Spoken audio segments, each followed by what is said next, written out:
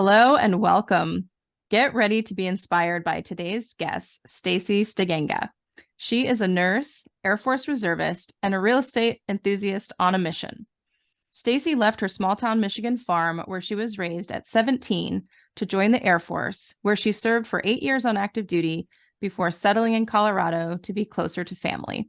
As an experienced critical care nurse, she struggled to find a job that met the demand of Denver's high cost of living, which led to burnout from being underpaid and overworked and caused her to reassess her financial path. This ultimately introduced her to the wealth growing power of real estate.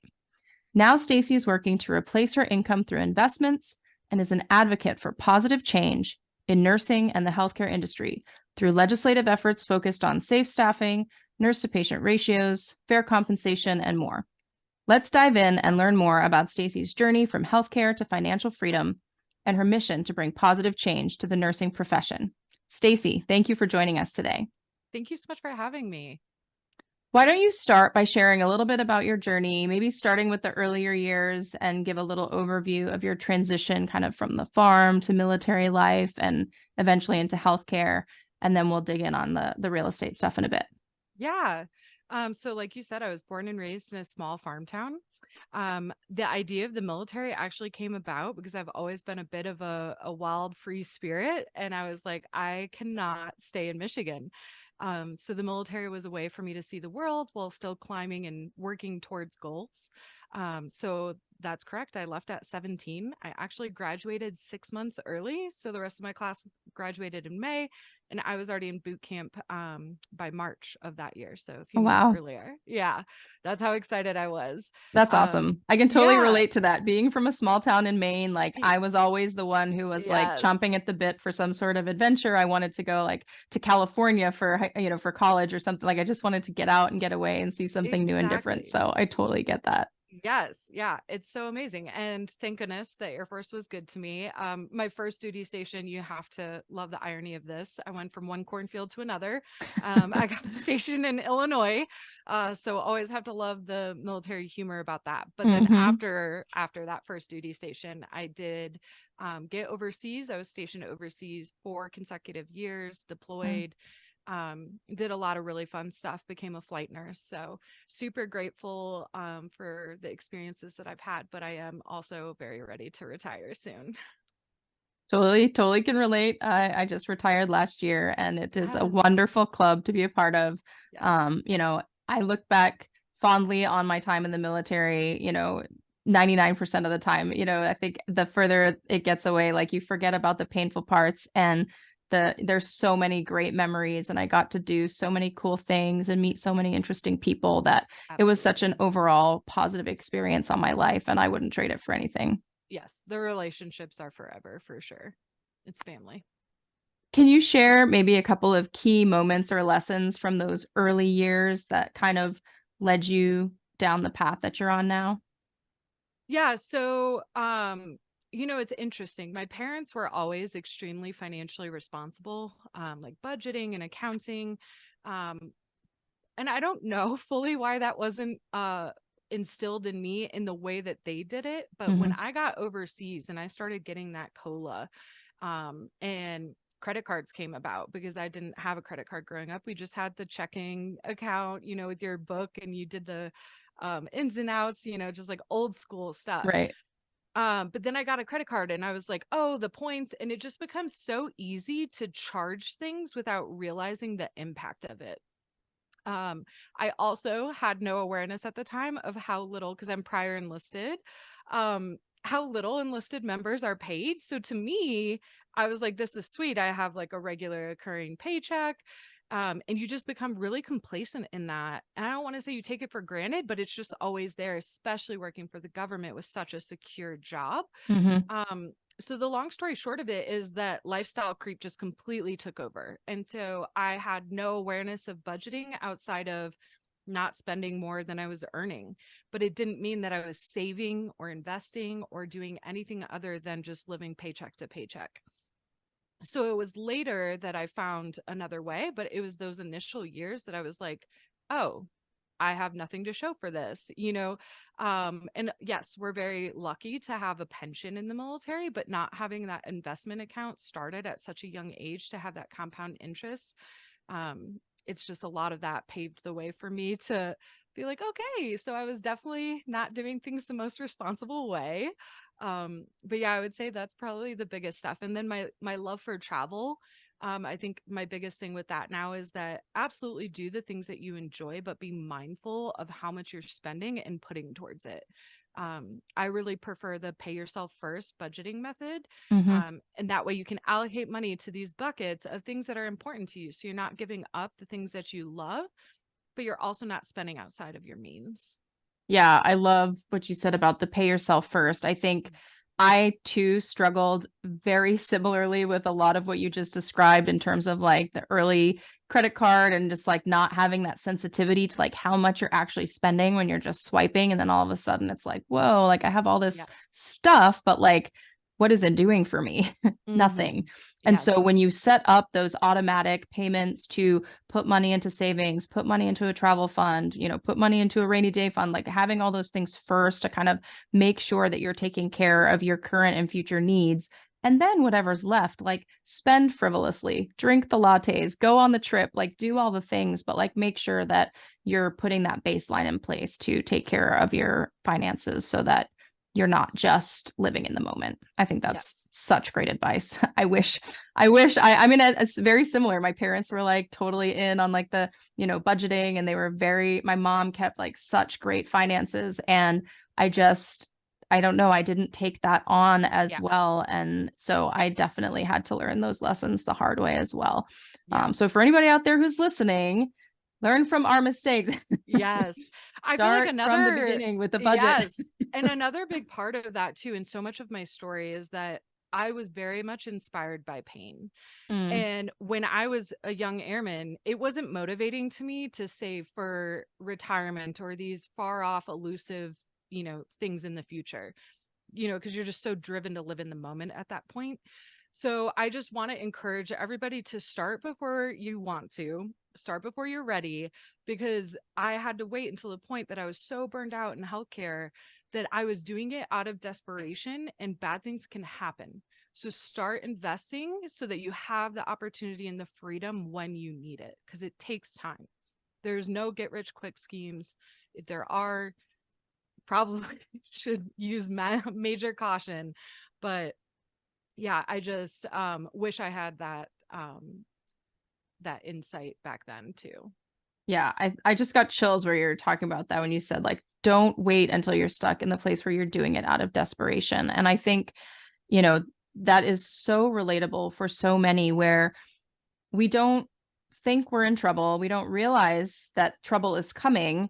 And Mhm. so we think everything is great and we're just going along with life and kind of going with the flow. But then all of a sudden, that first thing happens where we're like, oh, wait, like, maybe I don't actually like my job anymore. Maybe my Exactly. boss changed and I'm totally miserable now. Yes. Maybe, maybe I had a kid and I want to be available for them. Like there's Hmm. these life circumstances that can happen fairly quickly that totally Yes. change our perspective.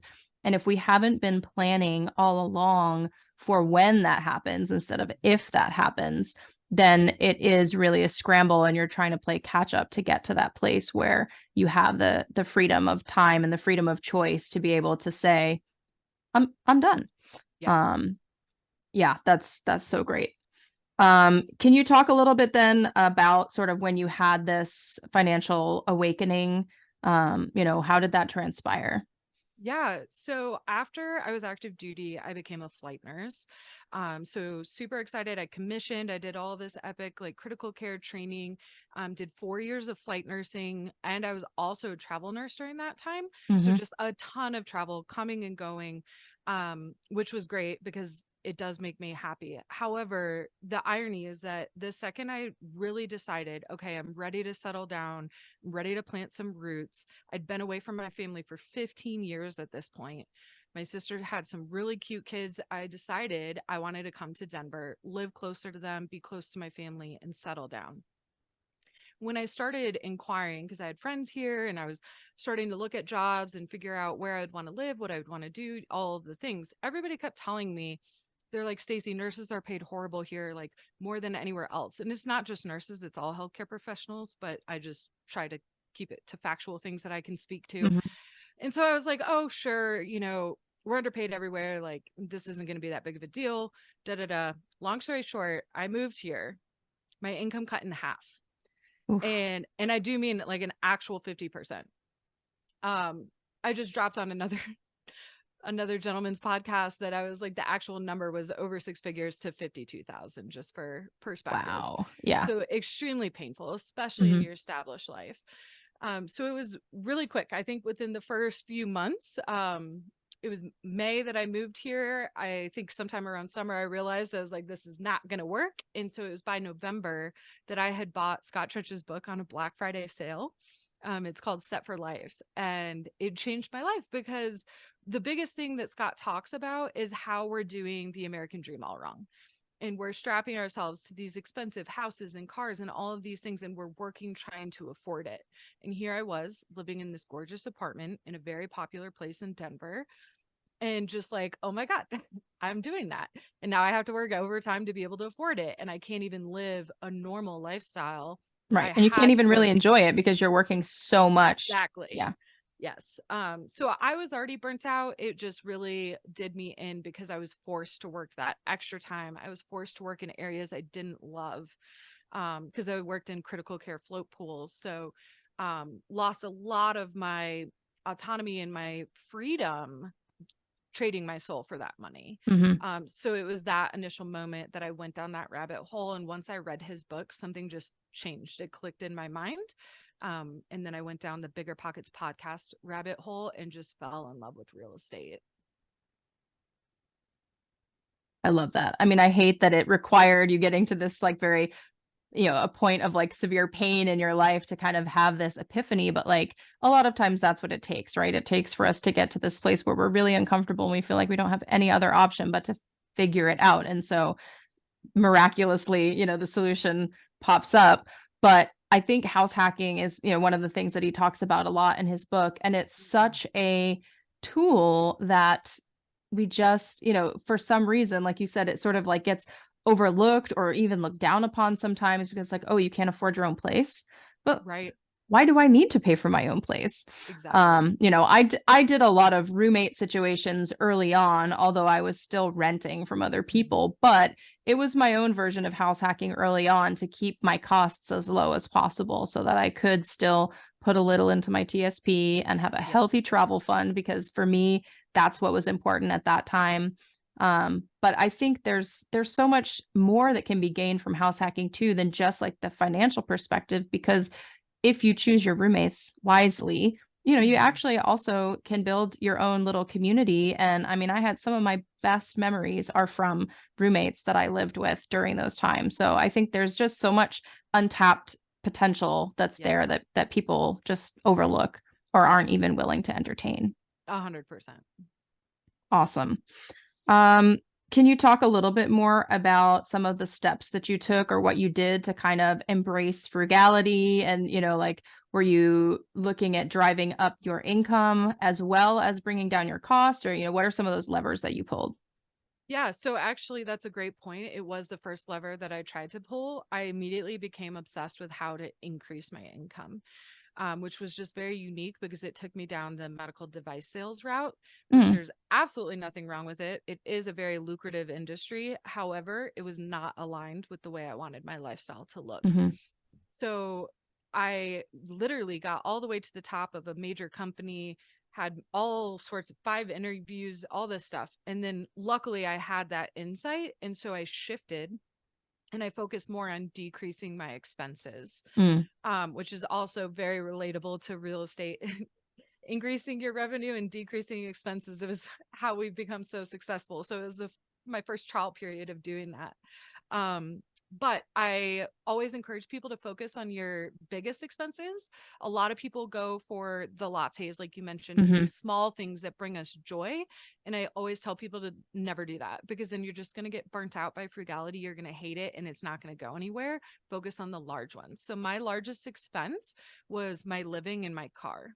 Mhm. So I know a lot of people don't necessarily agree with this in the financial independence community, but I did pay off my car. I The only reason I say I should not have done that is because it was such a low interest rate. But regardless, I did that. So I had no car payment, and then I decreased my living by moving into a house hack. So Mhm. I've actually never owned any of the house hacks I've lived in. I've been a renter in all of them, but I typically find the place that we're going to live and then find the roommates to come with me. And so I've actually had roommates and lived in a house hack since that time that I read Scott Trench's book like 5 years ago now. Nice. Yeah, that Yeah. was basically what I was doing as well. I remember one in particular is when I was living in Arlington, Virginia, and we found this gorgeous house. It was like 5 bedrooms. And so, we each had our own bedroom. A couple of us had our own bathroom. A couple of the girls shared. We divvied up the cost based on like how much space we had to ourselves. Yep. We all shared the kitchen. We had this great backyard with a grill and a deck. And I mean, it was wonderful. And Exactly. then I did it again at the beach in Norfolk. So I Nice. like literally on the beach. This was like That's way back in amazing. 2007. I was like, Yes. never again in my life will I probably be able to afford to live Yes. in this type of house. But like Yes. me and 2 roommates had this gorgeous beach house. We rented it from some guy that was active duty Navy who was, stationed somewhere else. Yeah. And it was a wonderful experience. And I just think, you know, there's so many opportunities like that where if we can kind of change that narrative where the default is always like, I need to buy a house. Like, yes, there's Yes. great opportunity in owning your own property and kind of building that long-term wealth from appreciation. But there are a lot of other ways to look at it just a little bit differently. And even if you're paying somebody else's mortgage, but you're paying a fraction of what you Mm-hmm. would have been paying, then you can use your funds to invest in other real estate deals where your wealth can grow and it's not tied up in your personal property. Exactly. And another component of that too is I had the realization, thank goodness, early on that I was very cash flow driven. And so if I had strapped myself to a mortgage in Denver, it would have maxed out my DTI Yeah. on my single nurse income. And so investing out of state and buying small multifamily allowed me to get 4 duplexes for essentially what the price of one home would have cost in Denver. And my cash flow is exponentially greater than what I would have been able to achieve here with just a house hack. So definitely just do what's aligned for your life and what you're trying to achieve. But that's why I decided to rent house hacks. And it, like you said, it's been beautiful. And then I get to live in a luxury townhouse in a great location with a gorgeous rooftop deck with some awesome roommates. So, and save money to invest and continue. So, Yeah, I think you brought up a really good point as well there with the idea of like you don't have to invest mhm. where you live. And I think a lot of times that is the default because like it's the area that you're most familiar with or you're comfortable with or you want to be able to keep eyes on it. But sometimes it really does make better financial sense to put that money to use somewhere else. And so Yes. using your network, doing your research, figuring out what those locations might be, there is a lot of opportunity out there to be able to leverage different markets that will be more aligned with your goals. And I mean, that's really another great point as well is like, you kind of have to start from what are you trying to accomplish, right? Yeah. You said you're cash flow driven. And so you know that you want to find investments that are going to allow you to maximize that. If somebody's not particularly driven for cash flow now and they're looking more for like growth Long later, term. then Yep. maybe syndications or other Mhm. types of deals are going to be a better fit for them. And just understanding that, there are many different opportunities in the real estate industry that you can invest in. The best thing you can do for yourself first is to figure out what are the things that you're looking for, what are your financial goals, and then Mhm. talk to other people to find out which types of assets are going to best align with what you're looking for.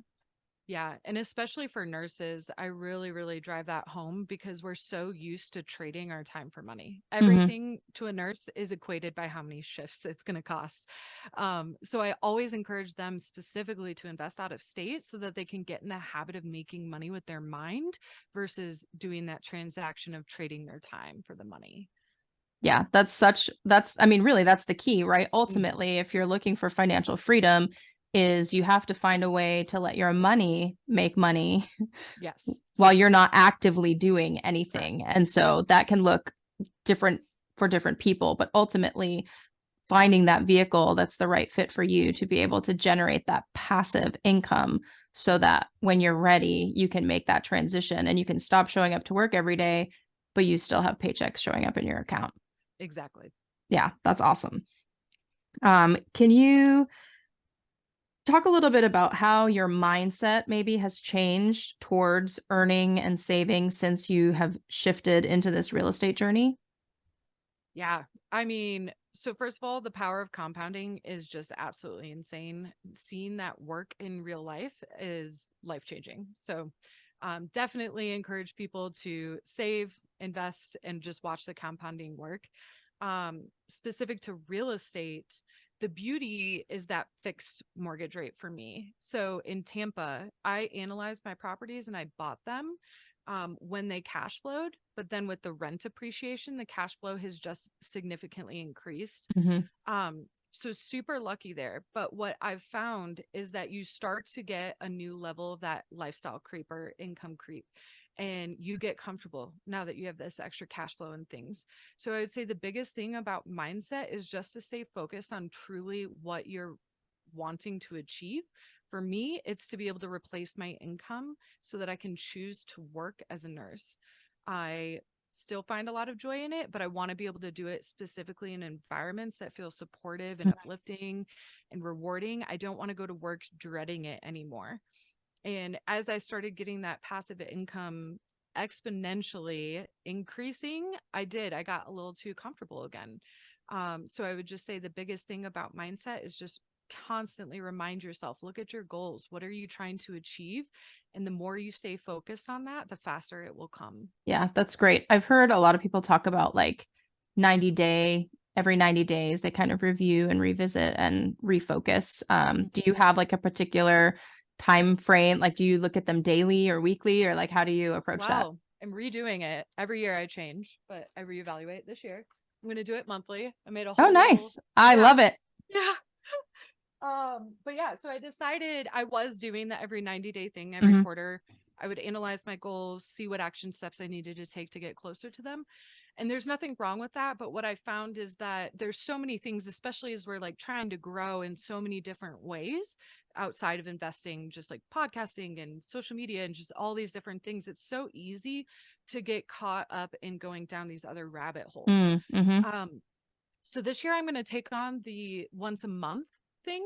And another big reason for that is that as a nurse, hopefully your audience can relate to this, we commonly put ourselves last. And so I've been doing that. I've been grinding and working and doing all of these things. And I wasn't prioritizing the things that were important to me and most specifically my health. So that's a big thing for me in 2024. And I'm going to look every single month. What are the 4 things I'm going to do to bring me closer to my goals? What are the 4 things I'm going to do to fill my cup and make sure that I'm staying healthy and a reflection of who I want to be? I love that.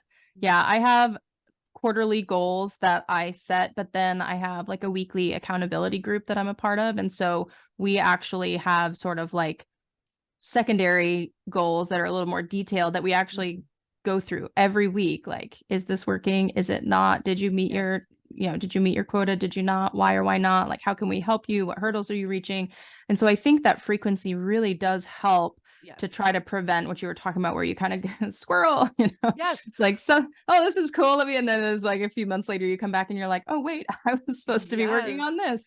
Yeah. So I think the more that you can have those goals like clearly outlined so that you know what it is that you're supposed to be doing and what you've said your priorities are, and Yes. then checking in at that frequency, that's going to work to like not let you get too off track before you're like, oh, wait, I'm supposed to be doing this.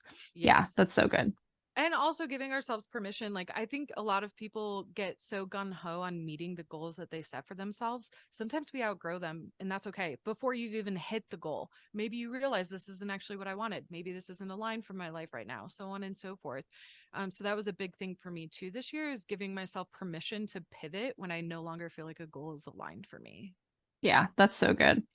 Can you talk a little bit about how um, your experience with critical care nursing and burnout, how did that prompt you to explore other alternative careers, and how did you ultimately settle on remote healthcare? Yeah. So interesting enough, I became burnt out quite early in my career. I was actually only at the 2-year mark, and I attribute a lot of that to Florida. And I only shame Florida for that because they are one of the places in the nation that I think the legislation is most needed, just because of, the population doubling and all of that. It's a massive burden on healthcare professionals in Florida. But the interesting thing is that at that 2-year mark is really where I started going down this like personal development rabbit Mm-hmm. hole. And so just really exploring all these different types of things. And what I unfortunately allowed to happen, it ended up being a blessing in disguise, is I talked myself out of going down a business avenue because I told myself this story that I'm a nurse and I want meaningful work and business is cold and boring and all of these things. Mm. And so what I encourage people to do is to find a way, find the right mix. You don't have to give up healthcare completely, just find a way to make it work. And so working in research is the way that I did that. I was able to step away from bedside, but I still feel so inspired by the work that I'm doing. I feel like I'm making an impact because I'm doing evidence-based practice for our entire hospital. So I'm learning about all these areas of medicine I might not have been exposed to previously, while still getting to work in healthcare and then continuing to save to build my real estate development and investments, I should say. Love that. Now, as you're working more as an advocate for positive change in nursing, can you talk a little bit more about some of the key issues that you're championing? Yes. So the biggest one is staffing. Being that healthcare is such a profit, for our economy and for lobbyists and for insurance companies, there's a lot of people that benefit from it. It is my perspective that the easiest way for them to cut an expense and increase their profit is by diminishing the staffing. Mm. So there's a lot of nurses that I know that take twice as many patients as they should. Especially during COVID, it was rampant. And so I just want to make sure that people are no longer forced to be in scary situations where you're responsible for somebody's life. Yeah, that's definitely increases the risk to everyone involved significantly, Yes. right? By having Yes. ratios that are not in compliance with best Yeah. practices. Yeah. Yeah. And I mean, it's best for the patients. There's so many studies and so much research that shows, I think it's like a 30% increase. I forget what the statistic is, but per extra minute that your nurse spends with you, your chances of not only surviving but thriving like exponentially Go increase. up. And so just so much data supporting the importance of it, but unfortunately again it's just that the cost of staffing is such a large expense. I think it's the first on the chopping block. So that would be my first desire. Yeah, no, that makes a lot of sense, especially from, my background is in healthcare administration. And so, we're the bean counters that are always looking at, how can we reduce costs? And it certainly makes sense that that would be, similar to what you were talking about earlier when you're looking at cutting expenses of your household and like, what are my biggest Yes. expenses that I can address first? Staffing Yeah. is a big one. So, Yeah. it definitely makes sense that that would be where their default would go to. But, there's got to Yes. be a better way to find that balance where safety is being prioritized and we're still Yes. able to make money. 100%. Yeah. As a business model, as I've grown into this side of investing and just learning about all of that, what they're doing makes complete sense. But morally and ethically, my Yeah, issue is that it's where the human life becomes involved, that we no longer get to focus so much on profit, but put the people first. right. It That can't is just be about business. exactly. Yeah, Yes. 100%. What are your next steps or what are you currently working on in that realm? With healthcare. Yes. So right now I'm just doing a lot of advocacy and speaking out. My biggest hope is to build a large community of people. I personally believe that we're at a very critical juncture in healthcare. I think that we're on the brink of a possible massive like revolution reform. I think there's going to be a lot of striking coming up. There's a lot of unity that's starting to happen, and there are power in numbers, which I absolutely love. So currently, I'm focusing more on that, working on my public speaking and doing all of the things because I hope that when the time comes, I'm able to speak out, hopefully to the right person, I started telling people my big secret goal is that I would love to speak at the State of the Union to the president so that I can advocate. And I just think it would be such a beautiful mix of my military with my nursing history, and advocating for people that deserve that time and attention and care. Yeah, that's amazing. That's a really, really awesome goal. I love that. It's so Um, scary for me to admit. no, that's awesome. I think, the first thing for any goal, right, is like you have to Speak acknowledge it. it, you got to speak it, Yes. and then Yeah. you start connecting the dots to figure out how to make it happen. So Yes. figure out what's that next step that you can take and keep moving in that direction. So that's Yes. awesome. Can you talk a little bit more on the flip side as far as like with your real estate endeavors? Mhm. Like what are you currently working on? What are you working towards? What's on the horizon as far as that goes? Yeah. So I have my four duplexes that are all in Tampa, and they have been so good to me. But for a lot of reasons, I'm pivoting out of state into a new market. It will still be not in Denver where I am. So still an out of state investor, but just to a different market. And then specifically, I want to invest in multifamily because of the economies of scale. Hmm. I just love the way that it works. After my duplexes, like the value add model, everything just makes perfect sense to me. I've started finding a lot of joy in acquisitions because I love meeting people and hearing their stories. We're investing in a lot of Midwest markets, so it's a lot of farmers too. And Hmm. so they remind me so much of like my dad or people I grew up around. And I just love to be that person in business that wants it to be a win for both sides. And not everybody has to be taking advantage or, whatever. There's a lot of really beautiful things in real estate where the transaction is beneficial on both sides. So it's been really beautiful to see that and learn that. But yeah, that's where I'm going. My first deal, I hope to actually do a JV, which is slightly different than the syndication. With the JV, everybody has to be an active participant. So, really, just a partnership. Got it. So, I just wanted to do that so that I could play across the roles a little bit more, with the hopes of knowing where I thrive and what makes me so happy and inspired. So that way, if I do end up syndicating in the future, I know what my strengths and weaknesses are. No, that's great. And I think, someone like yourself who's already got a fairly robust personal portfolio, a JV makes great sense because you don't necessarily need a lot of other capital in order to scale where you would need to bring in a huge pool of other passive investors. You really Yes, just need to find a couple other key partners that you can work with to do the joint venture and exactly. then ultimately move towards larger syndications in the future if that's what you want to do. Yes, Yeah, exactly. that's awesome. Can you share maybe a little bit? I mean, you don't have to tell us what market you're going into, but what are some of the drivers that attracted you to that market? Why you like it? Yeah, so in the Midwest, it's just very common for it to again be a very cash flow heavy. Hmm. So anytime you have those lower purchase prices and a high demand for rental, is where you typically find that perfect mix of cash flow. So still focusing on that component. I've almost finished replacing my income. The threshold did move a little bit on me this year because the insurance skyrocketed in Florida, so it cut into my cash flow, but still on track to hopefully accomplish that within the next quarter. And so just, yeah, focusing on that cash flow market still. That's awesome. You're very, very close to true financial freedom, right? Yes. Yeah, I mean, at this point, I'm sure you could consider yourself coast-fi or somewhere very close. Barista-fi, is that the new Yeah. term where, There's they so many, I can't there's keep so up with many them. different levels now. Yeah.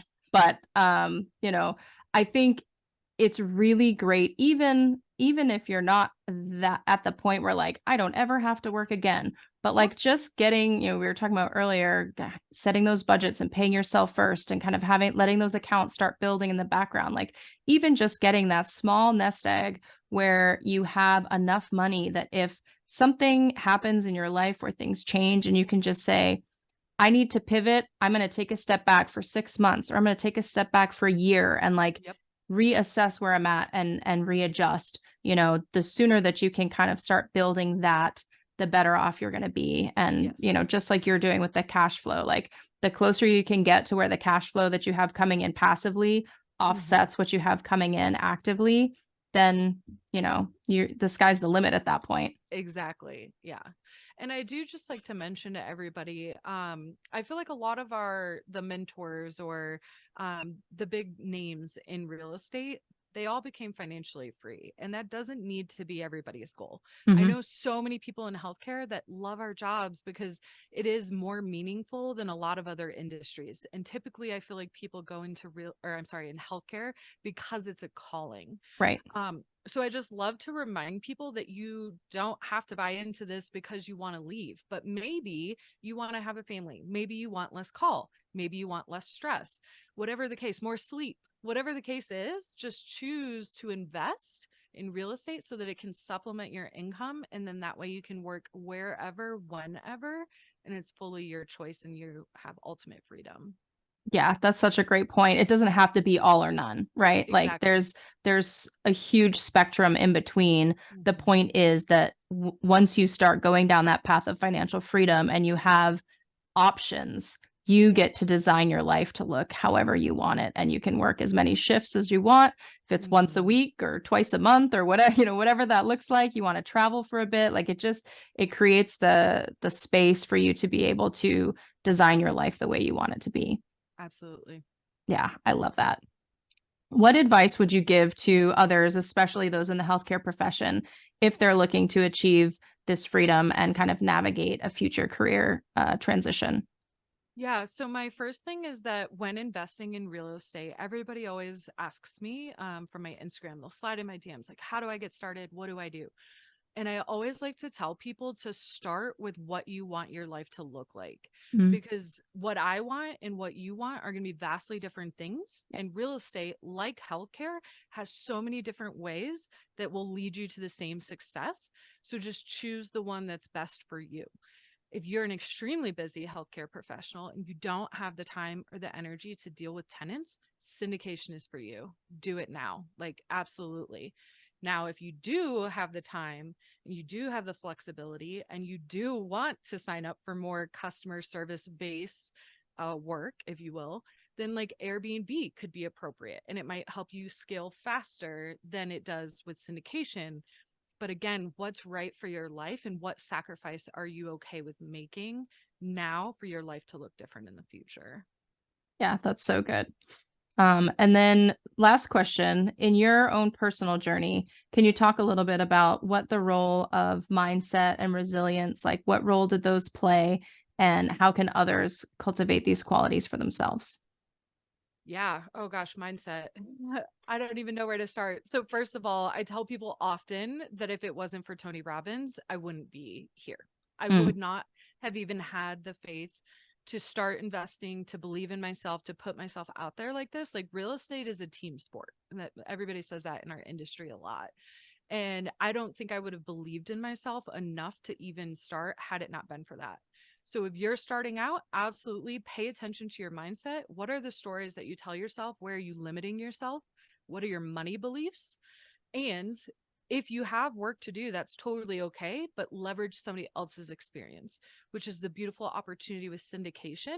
I invested in one myself very early on. I think I had only been a real estate investor for 6 months. And it was for that exact reason, so that I could get in the room of these skilled investors and learn from them. So take all the opportunities, look where you are, look where you want to go, and just kind of evaluate some of those gaps and start smashing away at them. love that. There's so many, gurus out there now, but I mean, Tony Robbins and, there's just, I won't even start to list them all off because there's so Yep. many, but one of the things that has helped me as well is that same thing of listening to thought leaders in the Mhm. mindset space, doing daily affirmations. One of my favorites is Hal Elrod. I love the Miracle Oh, yeah. Morning. So And, good. he's got it set up to where, whether you have 6 minutes or 60 minutes, like you can start your day with purpose and intention and Yes. positivity. And doing those little things, like I did not realize how big of a difference it could make until I Mhm. started doing it. And, it's a life changing. And Yes. so I think the more that people can embrace whatever practice is going to work for them, whether it's committing to six Mhm. minutes in the morning or, 2 minutes of meditation or whatever, but starting some sort of mindset practice where you're actually challenging those thoughts and beliefs that you have, because most of the time we don't even realize that those limiting beliefs are there Yep. until we start challenging them and like really intentionally thinking about, oh, what are the things that I think Exactly. about money that I just sort of inherited over the course of my life that people used to say to me, money doesn't Yep. grow on trees or whatever, Exactly. Yeah. whatever it is. But, we internalize that and it becomes a part of the talk track in our heads. And so if we're Mhm. not cognizant of what those things are so that we can change the narrative and, Yes. lead us down that path, I think that's such great advice. Yeah. A big one for me was that rich people are bad or selfish Mm, or just whatever negative word you want to insert. And so I get to redo that because I get to be rich and I get to be a good person. yeah. So, No, I love that. And there are so many more phrases yes. like that Yes. we don't even realize that they're there. So insidious. Yeah. Mhm. Great advice. Thank you. So, Stacey, thank you so much for being with us today and sharing your story.